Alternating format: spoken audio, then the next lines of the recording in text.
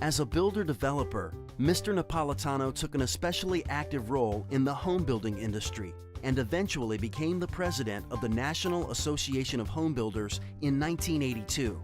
During his term, he spent much of his time in Washington, working very closely with both the President and Congress, helping to solve the nation's home building problems. In 1974, Napolitano envisioned an event that would give the citizens of Virginia Beach and its surrounding cities a chance to come together at the end of summer: the Virginia Beach Neptune Festival. Today, Fred Napolitano is chairman of the board of Pembroke Enterprises Incorporated, a commercial real estate development firm headquartered in Virginia Beach, and remains a key player in the Hampton Roads business community. I would gather bottles that had deposits on them, and I'd bring them back to the store and get 2 cents a bottle from that standpoint. One of the things I laugh about all the time is I used to go buy pretzels from this bakery, 2 for a penny, go to the big public pool and sell them for a penny a piece. And if I didn't get hungry and eat any, I made 15 cents for the day.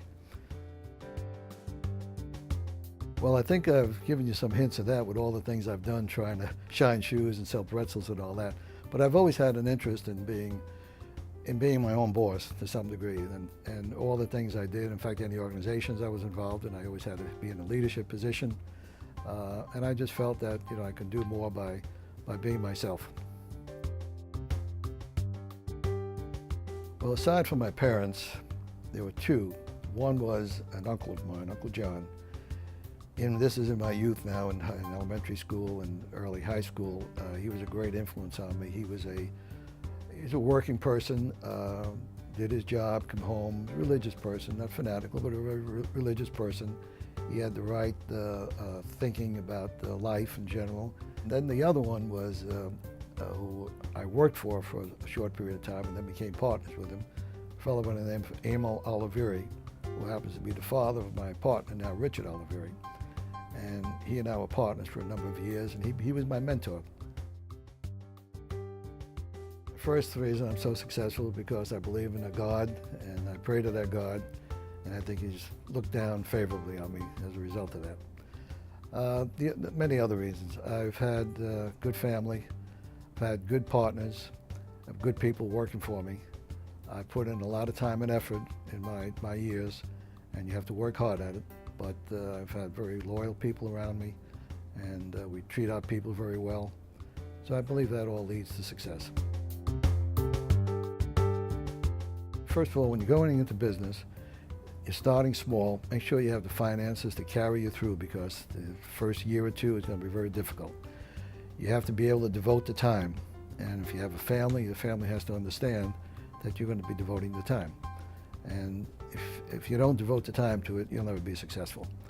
So those are the things I would caution anybody about before they start a business. I'll give you an analogy my father used to tell me. He'd go to his father and say, "Pop, I need 10 cents or I need 5 cents." This is when he was a youngster. And his father would say, "Well, my code is inside there. Just go in and take what you need."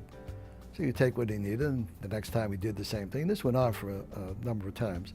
One time he went there and he came out and said, "Pop, there's no money in there." He said, "Well, you've been taking it out. Did you ever put anything back in?" So that always stuck with me as a point that, you take, you have to give back at that stage. And it also helps you in your business. If you're going to be in business, you've got to get involved in the community and get a reputation that people know that you're trustworthy and you give your word on something. It's very important. Well, my son John was in junior achievement when he was in school. Now, I'm told in those days, and I remember, you reminded me recently, but I remember now, they used to have a building that they went to. And in that building, they had a lot of the entrepreneurs in the area, business people come in and teach them various things. My son tells me they used to make this plexiglass for picture frames, and then they sold them, I think, at $1 a piece at that time or whatever it was. And, and they had a lot of different classes for different things. I understand now that they actually go to the classrooms in the school and do these similar type things. And I have to give the people who do this a lot of credit. I mean, the business people that take the time and give their efforts to do this. It's very important for the youth of our country, as our future, that we try to get them all understanding business, and hopefully a lot of them will be entrepreneurs, because they put most people back to work than anybody else. Hampton Roads Business Hall of Fame inductee, Fred Napolitano.